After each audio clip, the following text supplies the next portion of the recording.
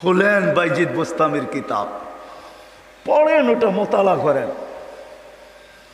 ওটা রাত্র পার হয়ে যাবে যেদিন বাইজিদ বোস্তামি 5 লক্ষ খ্রিস্টান পাদ্রী যার হাতে মুসলমান হয়েছিল, 5 লক্ষ এক বৈঠকে। স্বপ্নে দেখা হয়েছিল, সমস্ত পাদ্রীদের মিলন মেলা ছিল। স্বপ্নে আল্লাহ দেখাইছিলেন যে বাইজিদ আজকে এদের পোশাক পরা ভিতরে ঢুকা যা, আমি কিছু করতে চাইতেছি। একবার, দুইবার, তিনবার স্বপ্নে দেখছেন। তারপরে ভাবছেন যে ওই পোশাক পরবো তো পরবো কি করে। তা আল্লাহ বলছে বাইজিদ পরানে হেফাজত করব তো আমিই করব। যা পর। ওদের পোশাক পরা ভিতরে ঢুকা গেছে।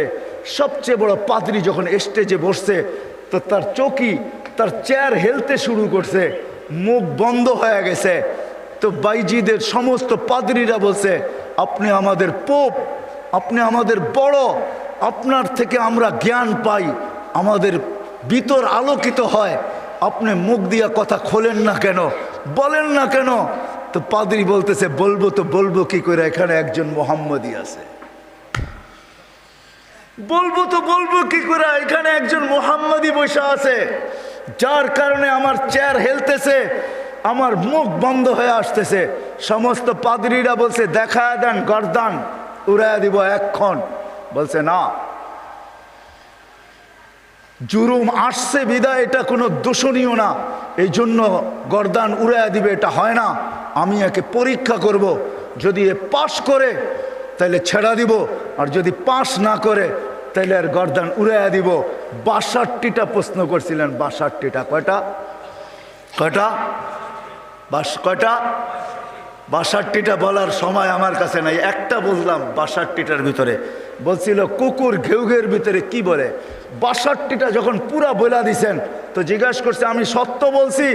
তো পাদ্রী বলতেছিল সাদাক্তা, তুই সত্য বলছ।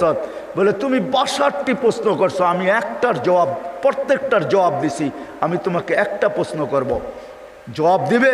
বলে পড়ো, করো প্রশ্ন। বলে আকাশ আর জান্নাতের চাবি কি?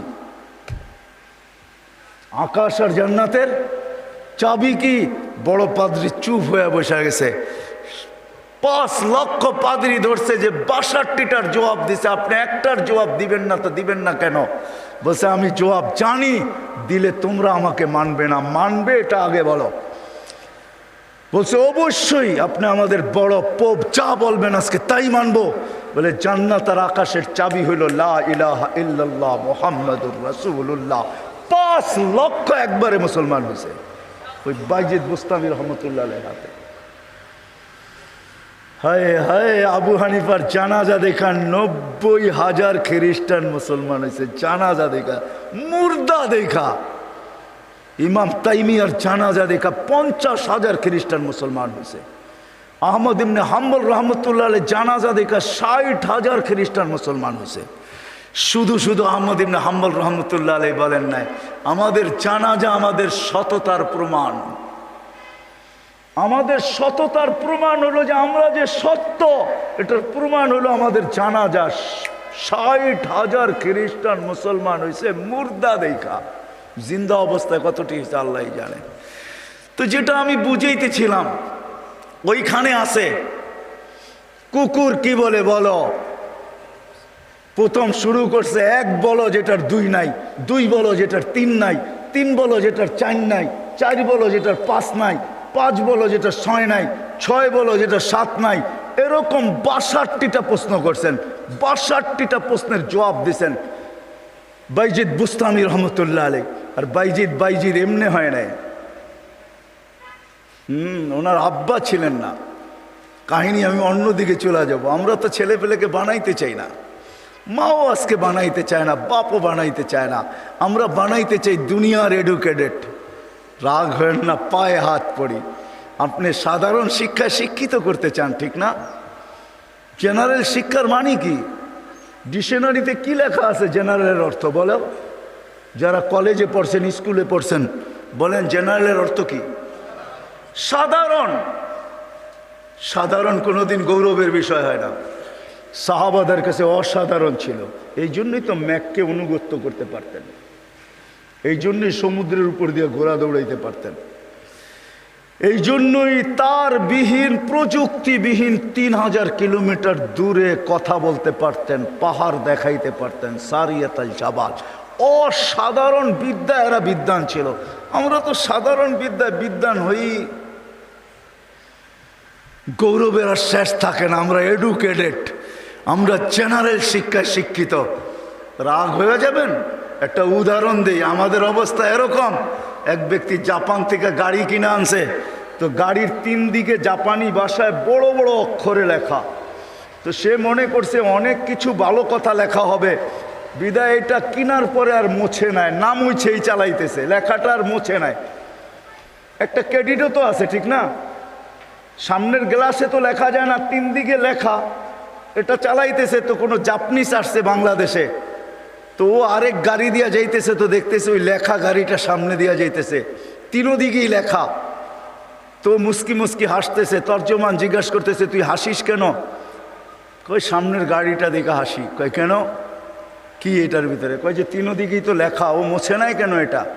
কয় তা তো বলতে পারবো না, ও এটাকে ক্রেডিট মনে করছে, জাপান থেকে লেখা আসছে, এত সুন্দর লেখা, এটা মুছার আর কি দরকার, আমি চালাই না, আমার মতো লেখাওয়ালা গাড়ি তো বাংলাদেশে একটাও নাই, ঠিক না? একটা বাবতও আছে, ঠিক না? পৃথকত্ব তো আছে আমার একটা। তো বলে যে এইটা দেখে হাসতেছি কেন জানিস? এই গাড়ির ভিতরে লেখা আছে তরকারি বেচার গাড়ি। কি লেখা আছে? পিছনেও লেখা তরকারি বেচার গাড়ি, ডাইনেও লেখা তরকারি বেচার গাড়ি, বামেও লেখা তরকারি বেচার গাড়ি। খালি সামনের গ্লাসে লিখতে পারে না, তাইলে লুকিং নষ্ট হয়ে যাবে, কেমনে দেখবে আর কেমনে চালাবে। আমরা আজকে সাধারণ শিক্ষায় শিক্ষিত হয়ে আমরাও গৌরব করতেছি, আমরা বড় এডুকেটেড। সাহাবা অসাধারণ শিক্ষায় শিক্ষিত ছিল। এটা আমার বোঝানোর ইচ্ছা না। বাইজিদ বুস্তামি রহমতুল্লাহ আলাইহ মার কোরবানির কারণে উনি বাইজিদ হয়েছেন, ওই কাহিনীর দিকে নিয়ে যেতে চাই না আপনাদেরকে। আমার হাতেও সময় নাই যে আমি ওই দিকে নিয়ে যাব। উনি ছোট বয়সে বাপ মারা গেছে, মা পরের বাড়িতে কাজ করতেন। 2 দিন পরে ভাবছেন, আমি যদি এইভাবে ছেলেটাকে কোথাও না দিতে পারি তাইলে আমার ছেলেটা হারায়া যাবে। আমি তো মা পরের বাড়িতে কাজ করি। খুঁজতে খুঁজতে এক আল্লাহওয়ালার সন্ধান পাইছেন। মানুষ বলছে ওই আলেম ওইখানে আছে, আল্লাহওয়ালা ও আলেমও। যদি তোমার ছেলেটাকে নেয় বা তুমি যদি দিয়ে আসতে পারো তাইলে হয়তো তোমার ছেলে মানুষ হয়ে বাহির হবে। যা হাতে পায়ে ধরছেন, আমি বিধবা, আমার কোনো সন্তান নাই, স্বামী নাই, আমি পরের বাড়িতে কাজ করি, আমি চাই আমার ছেলেটা মানুষ হোক, আল্লাহওয়ালা হোক, দিনদার হোক, আল্লাহর এলেমওয়ালা হোক, আপনাদের মতো আলেম হোক, আপনি দয়া করে আমার ছেলেটাকে রাখেন। শাইখ রাজি হয়েছে, মা শর্ত দিছে, আপনি আমার ছেলেকে ওই দিন পর্যন্ত বাড়ি পাঠাইতে পারবেন না যতদিন পর্যন্ত আপনার মতো না বানায় দেন। শাইখ অঙ্গীকারবদ্ধ হয়েছেন যে আমি পাঠাবো না যতদিন পর্যন্ত আমার মতো বড় না বানায় দেই। 2-4 দিন পরে মাস গেছে, 2-4 মাস পরে বাইজিদ কাঁদতে শুরু করছে যে সবার বাবা আসে, মা আসে, আমার মা তো পরের বাড়িতে কাজ করে, আমার মা তো আসে না। ও শাইখ আমাকে একটু মাকে দেখতে দেন না। তো শাইখ বলছে, তোমার মার সাথে আমি ওয়াদাবদ্ধ, আমার মতো না বানানো ব্যতীত তোমাকে পাঠাবো না। বলছে না, আমি মাকে দেখতেই চাই। ছোট কচি বাচ্চা, শাইখ তার দিল ভাঙতে চান নাই। একদিকে ছুটি না দিলে বাচ্চার দিল ভাঙা যায়, যেটা মেড ইন আল্লাহ, আরেকদিকে ছুটি দিলে মার অঙ্গীকার ভাঙা যায়। শাইখ তখন বলছেন, বেটা ছুটি দিতে পারি, এতগুলো সবক যদি তুই আজকে আমাকে শুনাইতে পারিস, কোরআনের এতটুকু যদি মুখস্থ শুনাইতে পারিস। বাইজিদ বুস্তামি কোরআন নিছেন, হাত উঠায়া দিছেন, মালিক মাকেই তো দেখতে যাব, কোরআন তো দিলের ভেতরে তুই জমায়া দিবি, তুই না দিলে তো আমি মুখস্থ করতে পারবো না। চোখের পানি, কচির ঠোঁটের পানি ছেড়া দিয়া বাইজিদ যখন হাত তুলছেন, পৃষ্ঠা উল্টাইতে ছিল কথা। কোরআন যেন ভিতরে যেরকম আমরা আমাদের মোবাইলের ভিতরে নেই, ব্লুটুথের মাধ্যমে, শেয়ার হিটের মাধ্যমে, হোয়াটসঅ্যাপের মাধ্যমে সে পৃষ্ঠা উল্টাইতে ছিল, কোরআন তার ভিতরে গাঁথতে ছিল। যতটুক সবক শাইখ দিছে এর চেয়ে বেশি যায় বলছে শাইখ রেডি হয়ে গেছে। বলছে তুমি এটা মুখস্থ করলা, তো করলা কি কইরা? মুচকি হাসি দিয়া বলছে, শাইখ কালাম যার সে বসায়া দিছে। তো শাইখ বুঝছে এটা কোনো সাধারণ ছেলে না, ছুটি দিছে, বাড়িতে গেছে, দরজা খটখটাইছে। মা জিজ্ঞাসা করছে ভিতর থেকে কে? বলছে বাইজিৎ। বলছে না, আমার বাইজিৎ আসতে পারে না। আমি তো শাইখকে বলে আসছি বাইজিৎ ওই পর্যন্ত আসবে না, যেই পর্যন্ত শাইখের মতো না হয়, আল্লাহওয়ালা না হয়, আমার বাইজিৎ আসবে না। তুমি আমার বাইজিৎ হতে পারো না। মা দরজা খোলেন নাই। মাও এরকম ছিল। এই জন্যই তো বলে মা যদি ফাতেমা হয় তো সন্তান হাসান হোসাইনি হয়, মা যদি ফাতেমা হয় তো সন্তান আব্দুল কাদের জিলানি হয়। মা যদি এরকম হয় তাইলে ছেলেও বাইজিৎ বুস্তামি হয়। বাইজিৎ ফিরে আসছে, এসে বলছে শাইখ আমাকে আর ছুটি দিবেন না। আম্মা দরজা খোলেন নাই। আম্মা মানতেই রাজি ছিল না যে আমি ওনার বাইজিৎ। একাধারে যখন 1 বৎসর 2 বৎসর 12 বৎসর কেটে গেছে, তার পড়া কমপ্লিট হয়ে গেছে। 18 বৎসর বয়সে যখন শাইখ বাইজিৎ বুস্তামি উপনীত হয়েছেন, পড়া কমপ্লিট, রাত্রে তাহাজ্জুদ পড়তেছেন, সেজদায় যখন কাঁদতেছেন, পড়া কাঁদতেছে, শাইখ ঘুমাইতেছে, আল্লাহর রসুল স্বপ্নে আসছেন। আর আয়সা বলতেছে ওঠো বাইজিৎকের কাছে যাও, তোমার মাথার পাগড়ি বাইজিৎকে পড়াও, আমরা বেলায়েতের পাগড়ি বাইজিৎকে আজকে পড়াইতে চাই। বাইজিৎকে বলো সে যেন কাজ যায় শুরু করে। কমপ্লিট হয়ে গেছে, যাও। তার মা তার জন্য অপেক্ষা করতেছে, বৃদ্ধ হয়ে গেছে, কোনদিন দুনিয়ার থেকে চলে যায়। বাইজিদের মাথায় বেলায়েতের পাগড়ি আমি তোমার মাথায় পড়াইলাম, তুমি বাইজিদ উস্তাদ হিসাবে বাইজিদের মাথায় পড়ায় দাও। যা দেখে বাইজিদ রহমতুল্লাহ আলাইহি সেজদায় পড়ে কাঁদতেছেন। উঠাইছে উস্তাদ, বেটা ওঠ, হয়ে গেছে কাম। কি হয়ে গেছে? আল্লাহর রসুল পাগড়ি আমাকে পড়ায় দিয়ে গেছে, বলছে তোকে পড়ায় দিতে। বেলায়েতের দরজায় আল্লাহ তোকে পৌঁছায় দিছে, হুকুম আসছে যা মার পায়ে যা, আর কালকের থেকে কাজ শুরু কর। ওই দিন যা যখন দরজা খটখটাইছে, মা খুইলা জড়ায়া ধরছেন। আর খুইলা জড়ায়া ধরেন নাই, শুধু পানির গ্লাসের কথা আমরা শুনি, এটা তো কোনোদিন বাস্তবটা শুনি না। মা বুকে জড়ায়া ধরে নিয়া মাও দেখা ফেলছেন, মাও শোনা ফেলছেন। আল্লাহ রসুল মাকেও শোনায়া দিছে। মা বুকে জড়ায়া ধরে বলছে আল্লাহ যেটুক পৌঁছাইছ বাকিটুক আমার দোয়ার দ্বারা পৌঁছায় দেয়।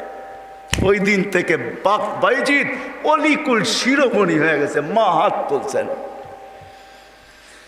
তো বাইজিদ বুস্তামি রহমতুল্লাহ জীবনীর থেকে আমি বাহির হয়ে গেছি। ওনার জীবনী পড়া দেখেন, কুকুর পর্যন্ত আমাদেরকে সতর্ক করে চলে যেতে হবে, থাকা যাবে না, কেউ থাকবে না। হায় হায়, আমরা যাত্রী, যাত্রা আমাদের চলমান। আজকে আসি কালকে থাকবো না, কিন্তু নিজেকে প্রস্তুত করে নিয়ে যেতে হবে, গুছায় নিয়ে যেতে হবে, বানায় নিয়ে যেতে হবে। যুবক তুমিও তোমাকে বানায় নিয়ে যাও।